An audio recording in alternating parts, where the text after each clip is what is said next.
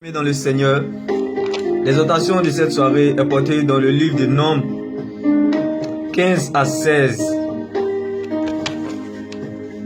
Et le thème de cette exhortation est « Tu retrouveras ce que tu as perdu ». Et avant de commencer cette exhortation, nous allons entonner une petite adoration concernant le thème de ce jour.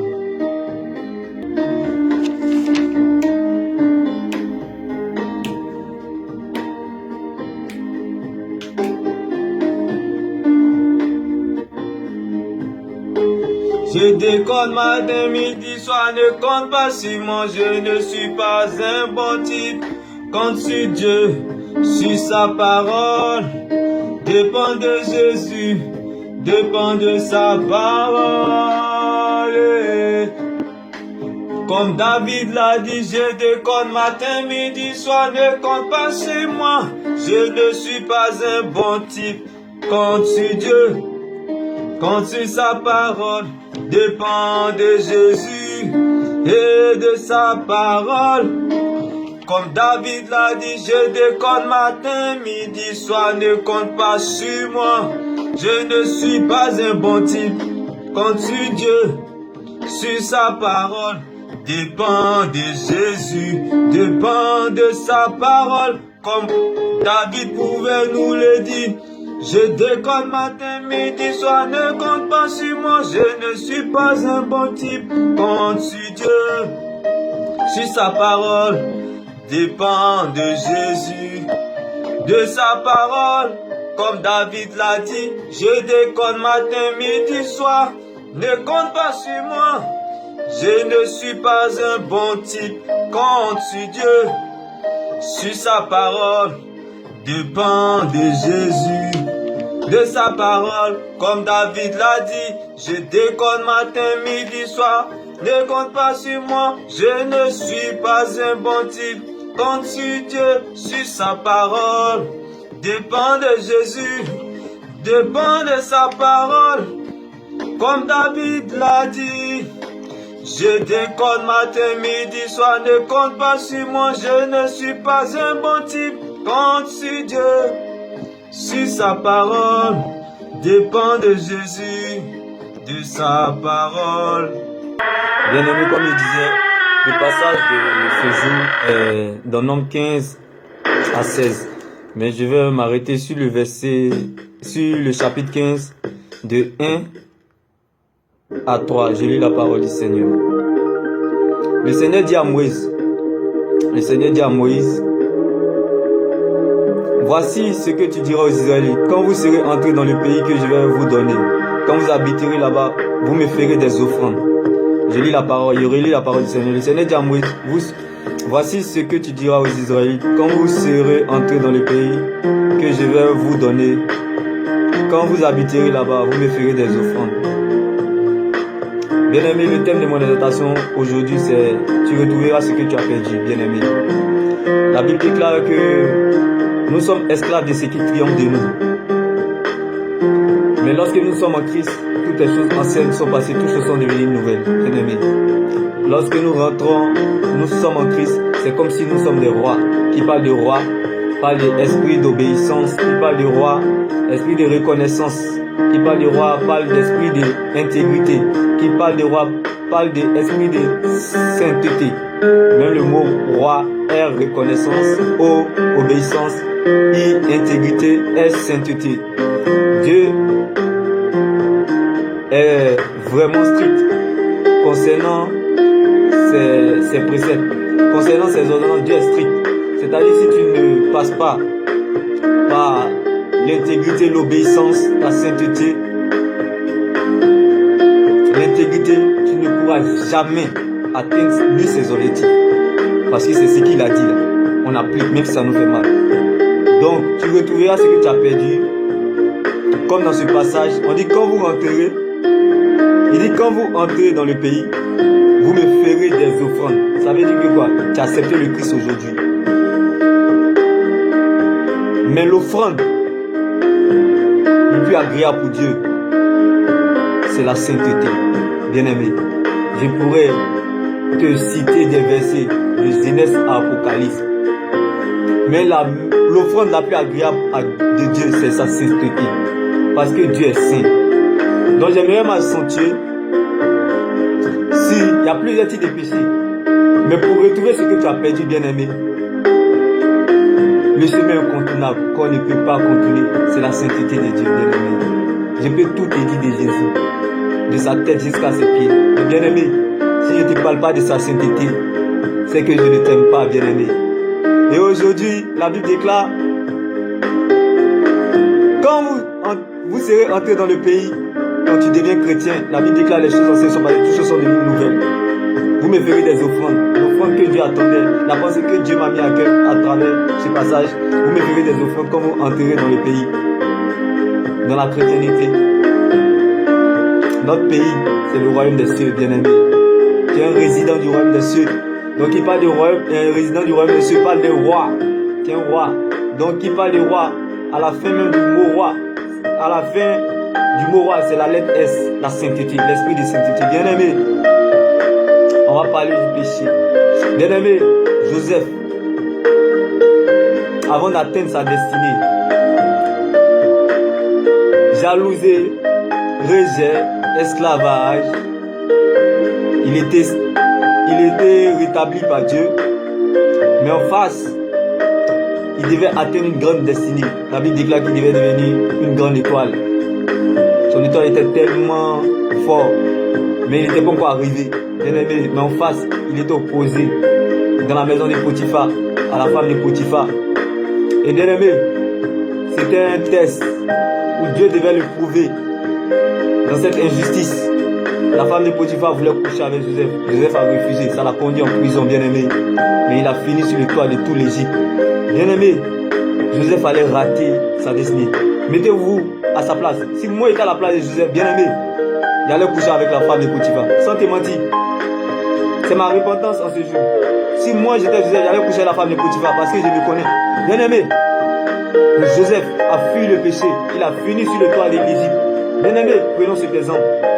Aujourd'hui, notre génération, même je parle aussi à la génération après nous ou avant nous. Bien-aimé, tu peux faire les péchés que tu veux, mais le péché qui est plus dur à rattraper, le péché qui est plus dur à effacer, c'est le péché du sexe. C'est le péché du sexe, bien-aimé. Parce que quand on parle du péché du sexe, on parle des choses sacrées. Et nous savons, tout ce qui est en bas de nous est toujours sacré. Et vous le savez. C'est parce que c'est sacré que Dieu a caché ça, a mis en bas. Remarquez, toutes les choses sacrées sont toujours en bas. Bien-aimé, Joseph a fui le péché. Bien-aimé, c'était mon exhortation en ce jour pour toi. David a perdu la royauté en allant coucher avec la femme d'une personne. Bien-aimé, Dieu l'a fait descendre. Mais pour remonter, c'était très dur dans la vie de David. Par la repentance. Mais bien-aimé, il y a des choses que Dieu n'approuve pas. Bien vrai que nous sommes ses enfants. Et c'est le péché sexuel. Et en cette soirée, j'aimerais t'encourager, tout comme moi, tout comme toi. C'est comme quand, en te parlant, c'est comme si moi-même je m'évangélise. Je te le dis la vérité. Moi, j'ai perdu beaucoup de choses dedans, spirituellement. Bien-aimé, je sais de quoi tu parles.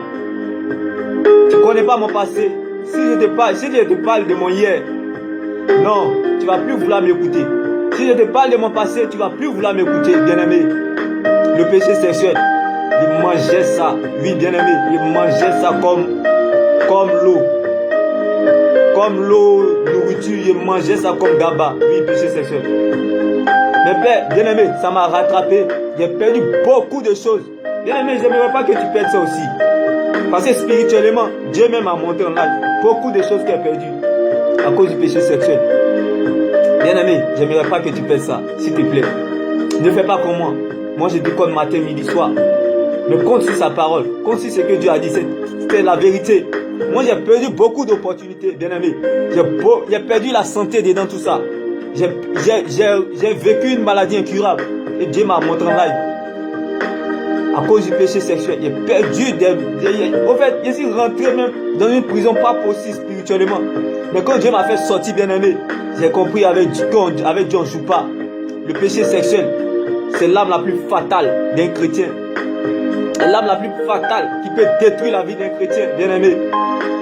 Et je t'exhorte en ce matin, lorsque tu vas en rapport sexuel avec une personne, vous partagez votre étoile, vous partagez.